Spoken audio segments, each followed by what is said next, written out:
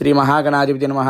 ఈ రోజు మన ఇంటికి దిష్టి తగలకుండా ఉండాలి అంటే ఏం చెయ్యాలో చెప్తావినండి. మన ఇంటి మీద చెడు ప్రభావం కనిపించకూడదన్నా, అలాగే ఎవరి దృష్టిలోనూ కూడా మన ఇల్లు పడకూడదన్నా కానీ మన ఇంటికి బూడిద గుమ్మడికాయ, దానితో పాటు పటిక, దానితో పాటు అలోవెరా చెట్టు, ఈ మూడు కూడా మన గుమ్మానికి వేలాడదీయాలి. అలాగే మన ఇంట్లో ఖచ్చితంగా ఆంజనేయ ఆరాధన కానీ, అలాగే వీరభద్రుడు ఆరాధన కానీ, లేదా రేణుకా దేవి యొక్క ఆరాధన కానీ ఖచ్చితంగా చేయాలి.